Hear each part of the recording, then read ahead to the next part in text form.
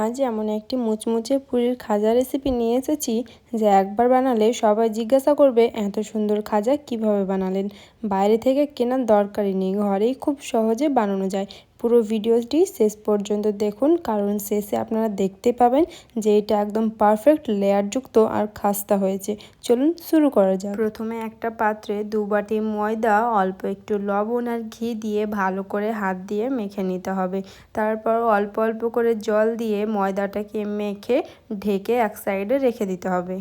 এবার একটা চিনির সিরা বানিয়ে নেব। তার জন্য সমপরিমাণ চিনি, জল, কয়েকটা এলাচ আর এলাচের মুখগুলো একটু ভেঙে দিয়েছি আর সামান্য একটু ফুড কালার দিয়ে। তারপর মেখে নেওয়া ময়দাটাকে লেচি কেটে প্রত্যেকটা লেচিকে রুটির মতো পাতলা পাতলা করে বেলে নেব।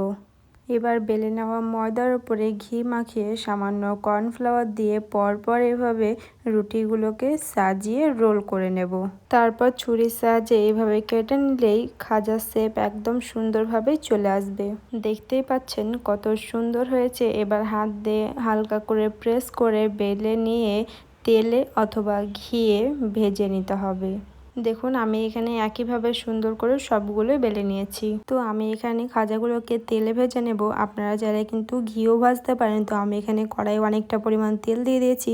তারপর খাজাগুলোকে এক এক করে দিয়ে দিচ্ছি। খাজাগুলোকে উল্টে পাল্টে লাল লাল করে ভেজে নিতে হবে। আর যখনই ভাজা হয়ে যাবে তখনই একটা পাত্রে তুলে নিচ্ছি।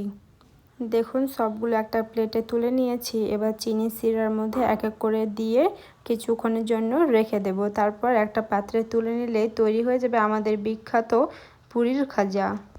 এই ছিল আজকের একদম মুচমুচে পুরীর খাজার রেসিপি। আশা করি রেসিপিটি আপনাদের ভালো লেগেছে এবং অবশ্যই একবার বাড়িতে বানিয়ে দেখবেন। যদি ভিডিওটি ভালো লাগে তাহলে একটি লাইক দিয়ে আপনার মতামত কমেন্টে জানাবেন। এমন আরও সহজ ও সুস্বাদু রেসিপি দেখতে আমার চ্যানেলটি সাবস্ক্রাইব আর ফলো করে পাশে থাকবেন।